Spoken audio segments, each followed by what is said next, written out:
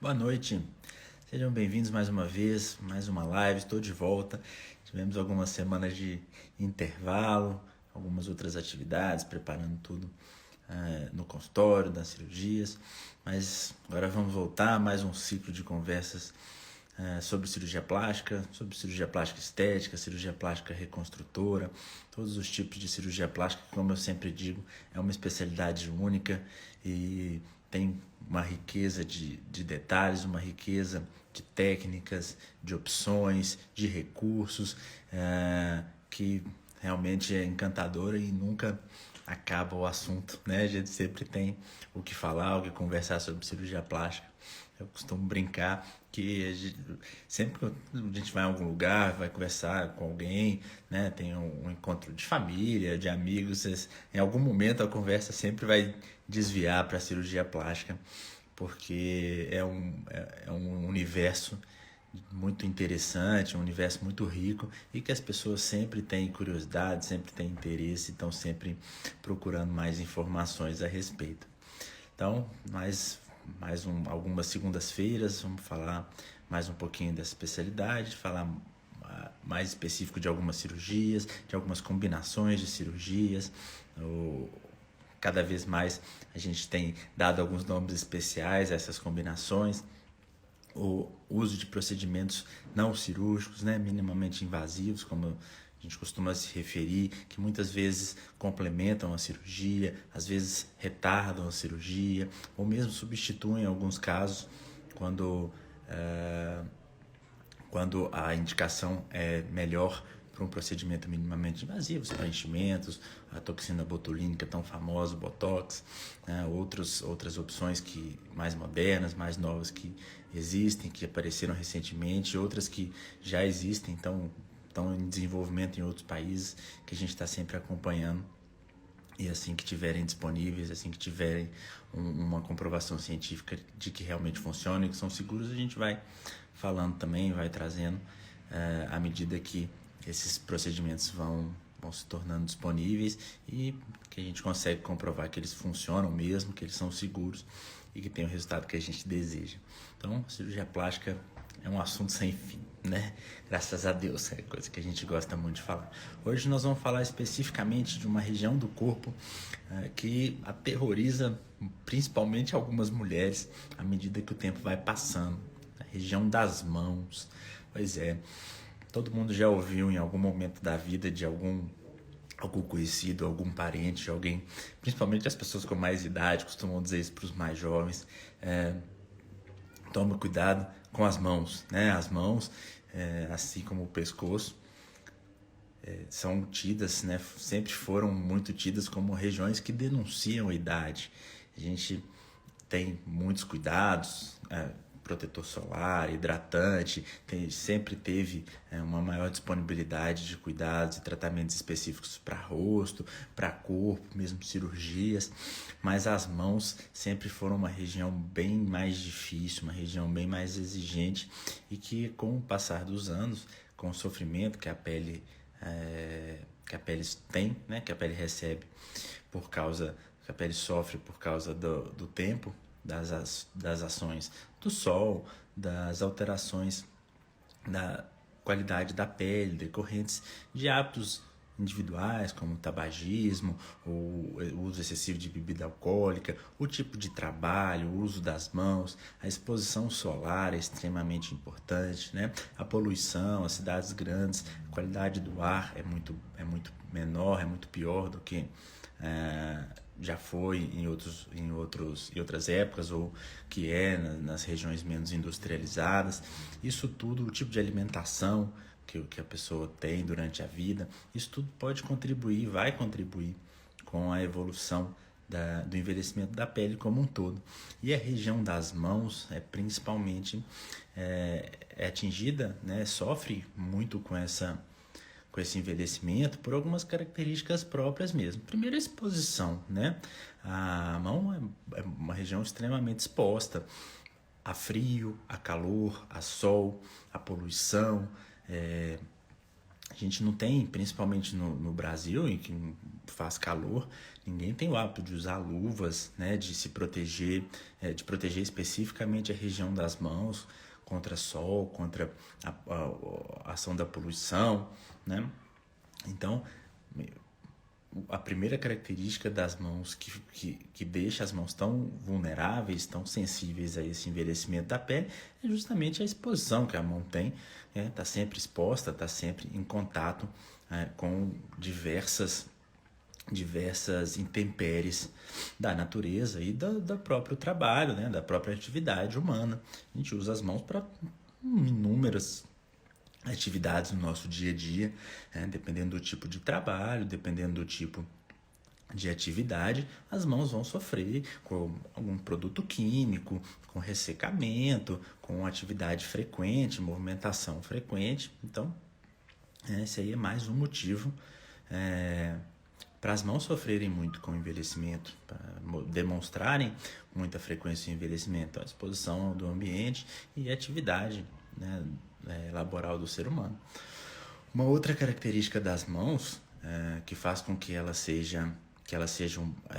demonstrem muito o passar do tempo é o tipo de pele, né? A pele da mão é uma pele muito heterogênea, digamos assim, ela é bem variada. A gente tem a palma da mão, que é uma pele bem mais espessa, uma característica bem específica da palma da mão, da planta dos pés. É uma pele mais espessa, tem uma camada de proteína, uma camada de queratina muito maior, que é própria para proteger essa região das mãos, para proteger a região das mãos do trauma, né?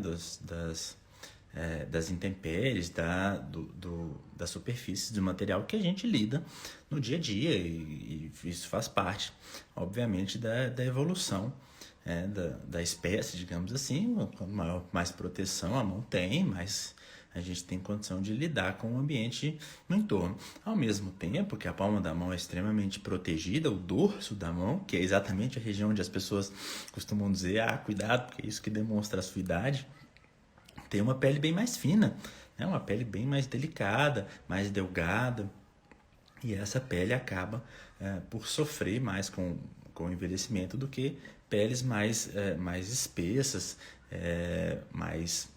com uma camada de queratina, com uma camada de proteína protetora mais espessa. Então é exatamente com o dorso da mão que as pessoas se preocupam muito, né? Porque essa pele vai sofrer mais, então ela pode demonstrar um envelhecimento mais precoce ou mesmo com maior intensidade, porque ela é muito delicada. Ao mesmo tempo que a palma está protegida desse contato que nós temos, o dorso da mão é fininho, é delicado e acaba sofrendo um pouco, né? Muito bem, e ainda tem uma quarta característica da mão, que está muito associada aí com a segunda, que a gente falou, da movimentação, do uso das mãos ao longo da vida, em diversas atividades, que é a própria característica da pele de se movimentar o tempo inteiro, né? A mão tem muitas articulações, várias articulações, entre muitos ossos.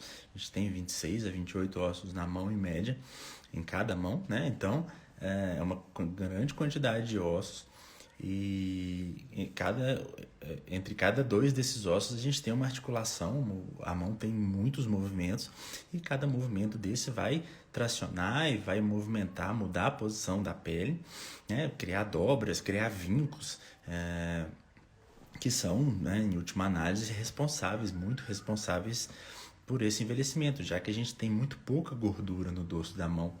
A gordura, como a gente sempre fala aqui, apesar de, dependendo do lugar, ser bem desejada, acaba sendo um fator de juventude, né? Quando ela está bem colocada, está bem distribuída, ela acaba mantendo a juventude por mais tempo. Na mão a gente tem pouca gordura, né? Tem bem pouca gordura, e acaba que a pele praticamente recobre os tendões e a musculatura com um mínimo de gordura entre eles.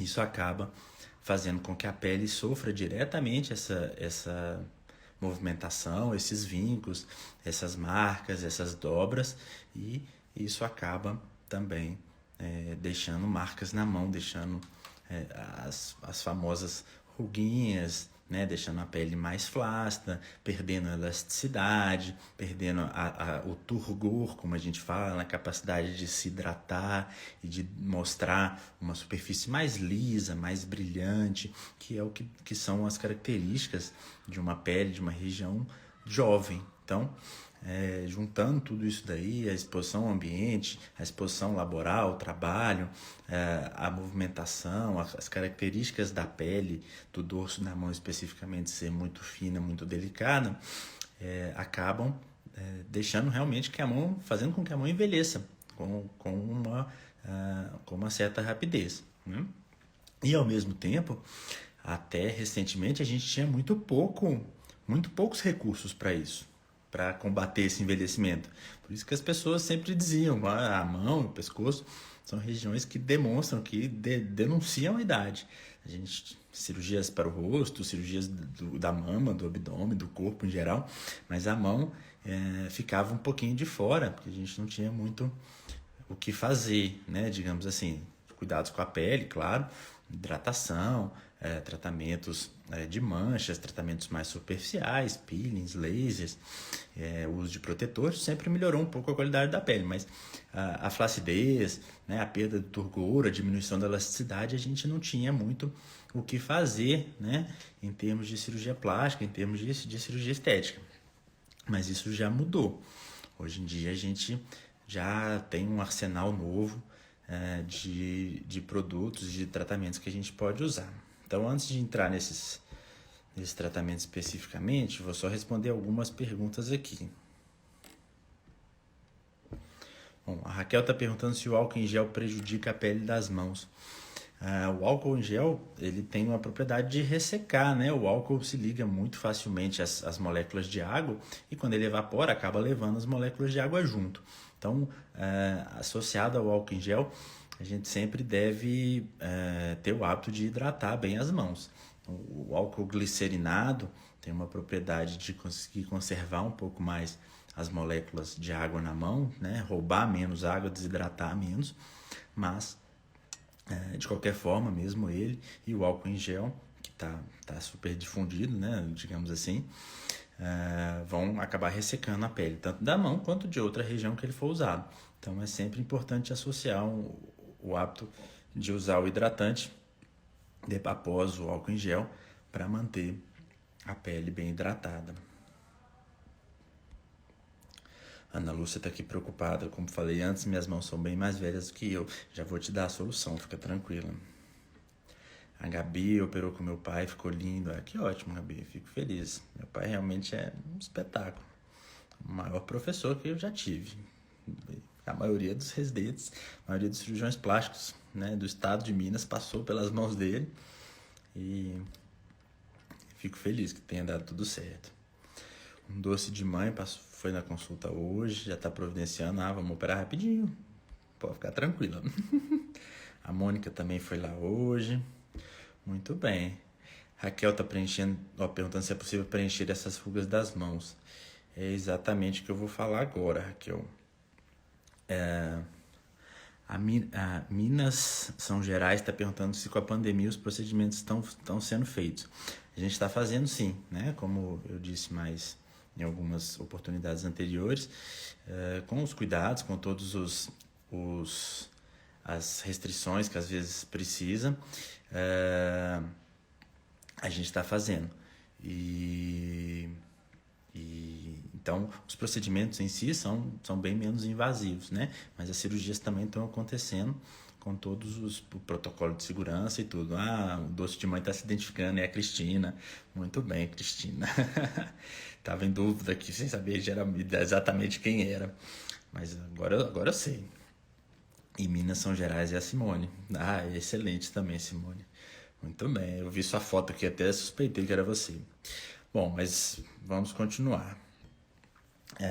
Então, o que a gente tem para a mão, né? O que a gente precisa, a princípio? Reverter exatamente essas características que a gente falou, né? Tentar devolver elasticidade para a pele, tentar permitir que essa pele volte a se hidratar bem e e apresentar esse turgor que a gente chama, que é justamente essa característica de aparentar uma pele lisa, com um brilho mais agradável e revertendo esse processo, a gente consegue disfarçar a idade da mão, né? Consegue voltar alguns aninhos aí para que a mão não denuncie a idade da carteira de identidade, mas sim a idade da mente de cada um, né? Muito bem, então, primeira opção que a gente tem, o primeiro procedimento que tem um resultado excelente, tem uma capacidade de devolver essas características, de melhorar a elasticidade e melhorar a hidratação e o turgor da pele, é justamente a gente dar para a mão uma coisa que ela tem muito pouco e que traz todos esses benefícios para onde ela está presente, que é a gordura, né? A mão tem uma camada muito delgada de gordura, muito delicada, muito delicada. Então,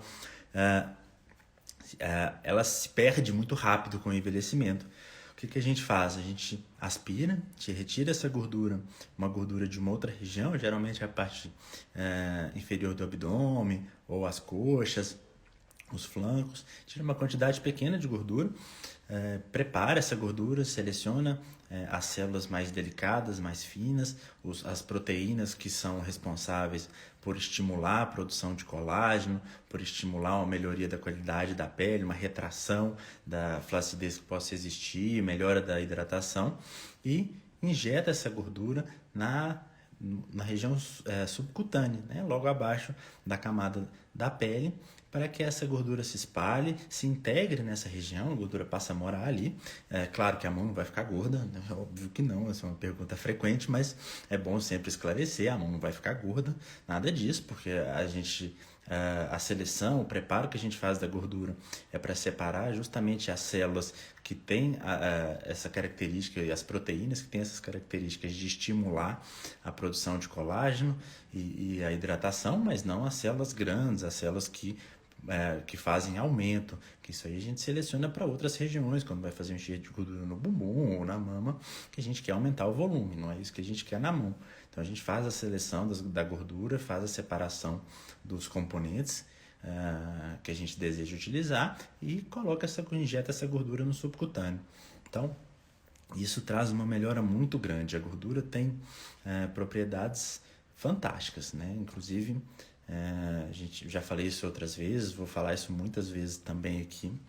A gordura é praticamente entre aspas, fundadora de um ramo novo, relativamente novo na cirurgia plástica e na medicina, que é a medicina regenerativa, né? A gordura tem uma capacidade muito maior do que cicatrizar, do que corrigir.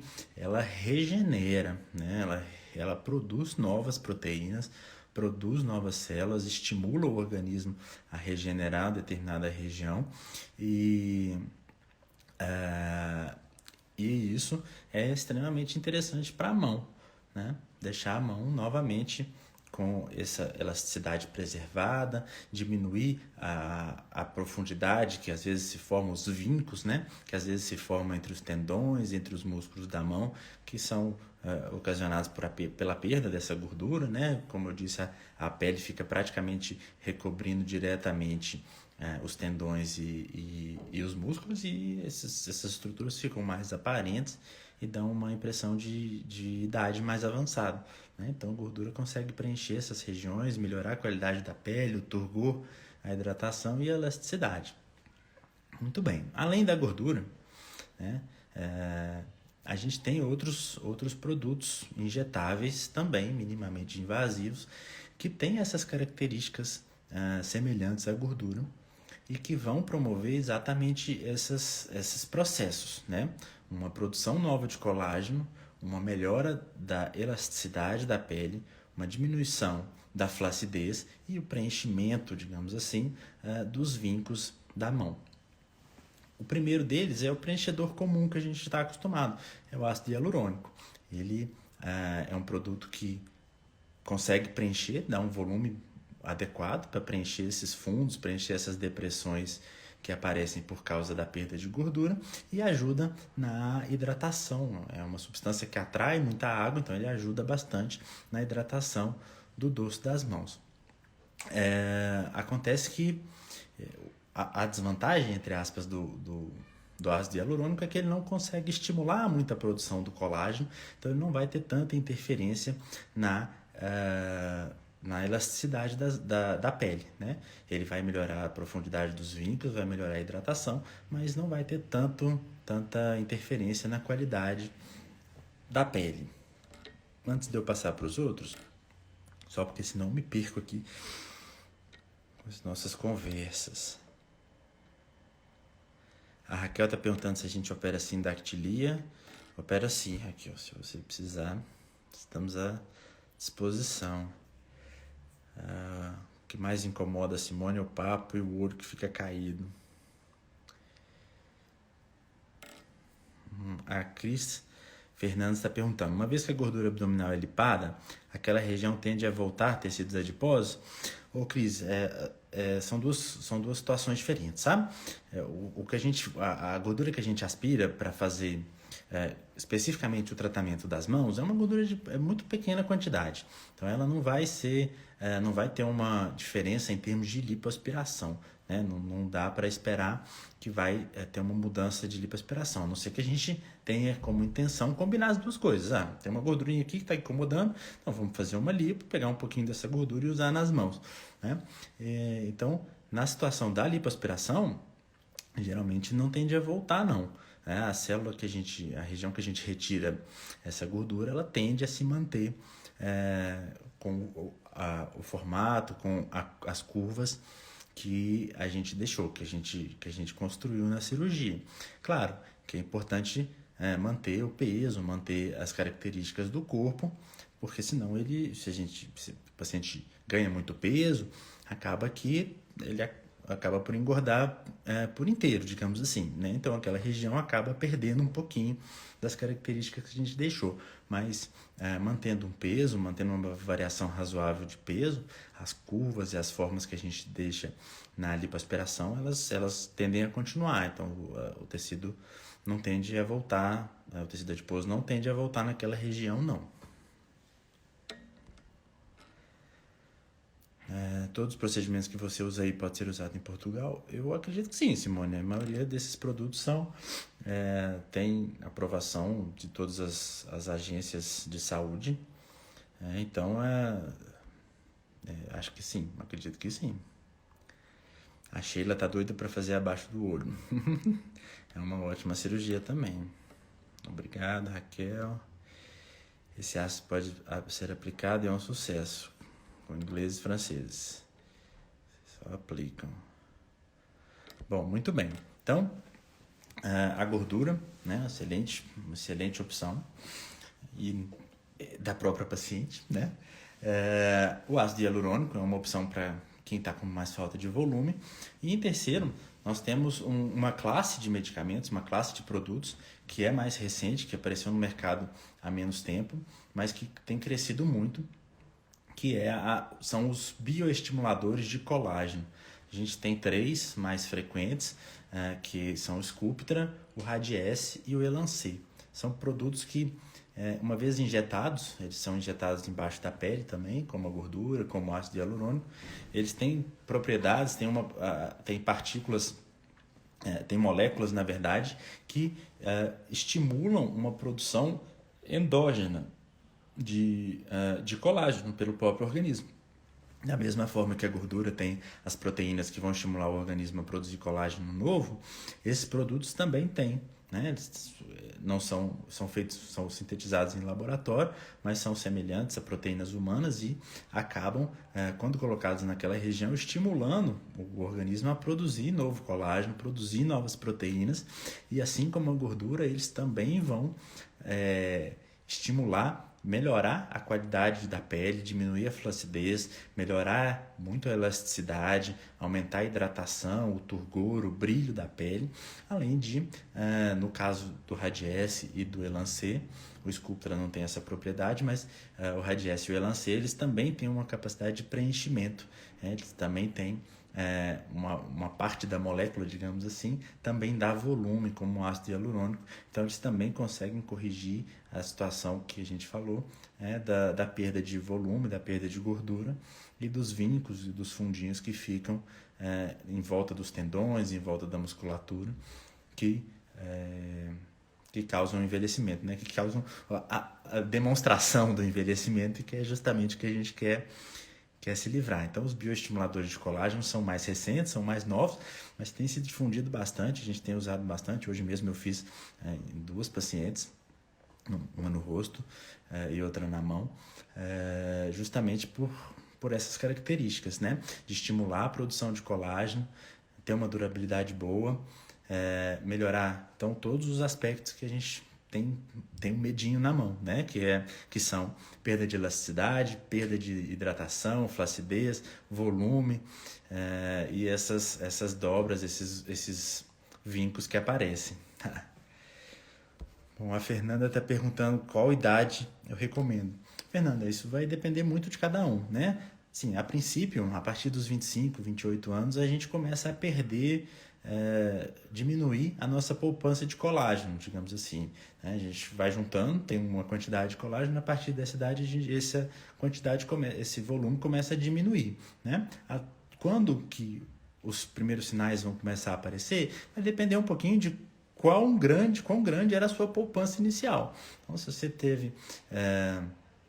e quão rápido você consome essa poupança. Então, se você teve sempre uma boa alimentação, os cuidados adequados, e continua mantendo isso, você vai conseguir retardar um pouquinho os primeiros sinais de envelhecimento. Mas, a partir do momento em que eles aparecem, aí já é o momento ideal da gente começar esse tipo de tratamento, para poder evitar que as coisas evoluam muito rápido, né? Então, a partir do momento em que começou a perceber alguma perda de viço nas mãos, alguma flacidez, alguma diminuição da elasticidade da pele, assim como em outras regiões do corpo, no rosto, no pescoço, é o momento ideal, então, da gente considerar esses tratamentos para tentar segurar, devolver um pouco do colágeno e segurar o envelhecimento, manter as características originais, as características de jovialidade da pele e do tecido subcutâneo, tanto das mãos quanto de outras regiões, como eu disse, olhos, ao redor dos olhos, né, a maçã do rosto, a pele do rosto, o pescoço, e outras regiões. Então, a idade depende um pouquinho, mas a partir dos 25, 28 já é bom ficar de olho para a gente pegar esse envelhecimento logo no começo e conseguir retardar o máximo possível. A Sheila está perguntando, sabe essas marcas que aparecem acima do seio, pode aplicar nesse local? Pode sim, Sheila. Essa região do colo, né, principalmente, que as mulheres se referem, às vezes sofre muito também. A gente até falou disso numa outra live, mas é sempre interessante voltar e falar a respeito. Depois dá uma olhadinha lá. Mas é uma região que sofre muito também, tem muita exposição solar, né? Uma região de movimento, e muitas vezes a pele fica quebradiça, fica fina, fica muito marcada, e os bioestimuladores de colágeno têm um resultado excelente nessa região, né? A gente geralmente usa o Sculptra, que ele não dá volume, ele dá só o estímulo de colágeno, porque a gente não quer volume nessa região mesmo. Então, é ideal, né? Para esse colo, para melhora muito, tem resultados muito bons, muito bem mencionado. A Fernanda tá de olho aqui, muito bem. Doutor Pedro, para diminuir a parte de cima caída dos olhos, esse serve também? Ah, não, Simone, essa aí é só cirurgia mesmo que dá certo. Essa aí, a cirurgia ainda é melhor. A Sheila tá perguntando se tomar colágeno não adianta. Ô Sheila, isso é uma discussão muito grande, sabe? Até onde eu sei, né? Até onde eu posso te informar, não existem estudos que comprovem. A questão do colágeno, de tomar o colágeno oral, é que o organismo ele vai absorver o colágeno como ele absorve uma outra proteína qualquer, né? O intestino não sabe o que é colágeno, o que é bife. Então ele vai degradar, ele não consegue absorver a molécula de colágeno, e muito menos ele sabe que você quer que aquele colágeno vá para sua mão ou vá para o seu rosto. Então o que de fato acontece é que ele degrada essa molécula e absorve os aminoácidos. É uma fonte de proteína. Mas se o paciente tem uma ingesta, tem um consumo adequado de proteínas, a princípio não há necessidade de suplementar o colágeno oral.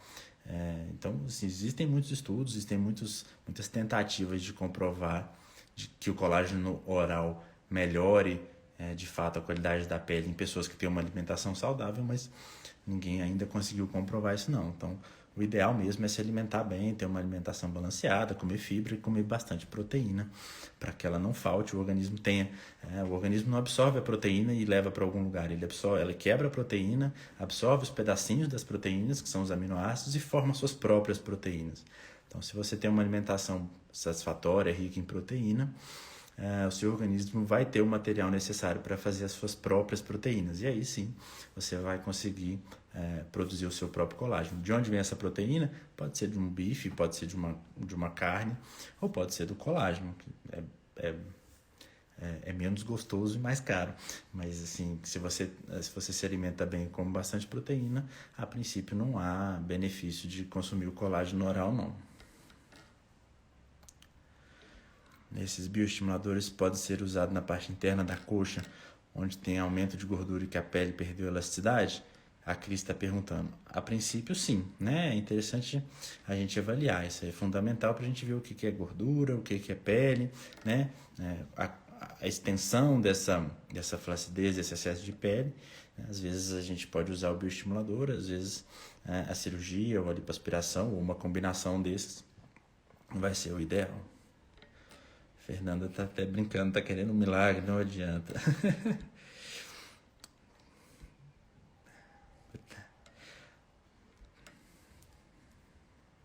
Muito bem. Sheila tá agradecendo. Muito bem, pessoal. A gente vê como é interessante que uma região tão pequena do corpo, já passando dos 30 minutos aqui, ainda tinha muita coisa para falar, muita pergunta para responder. Mas a ideia mesmo, como a gente sempre fala, como a gente sempre faz, é dar uma introdução, dar uma explicada geral, apresentar as opções que a gente tem, né? A gordura, os preenchedores, né? O ácido hialurônico e os bioestimuladores de colágeno, Elancê, Sculptra, Radiesse. Existem outros, né, que estão sendo desenvolvidos em outros países. A gente está sempre de olho para ver o que está tendo o melhor resultado, mas é isso aí. Muito obrigado a todo mundo que participou. Sejam bem-vindos mais uma vez. Vamos fazer mais uma rodada de lives. Toninha sempre aí, muito obrigado. Já marcamos a cirurgia. A Cris, Fernanda. Obrigado a todo mundo que está sempre participando. E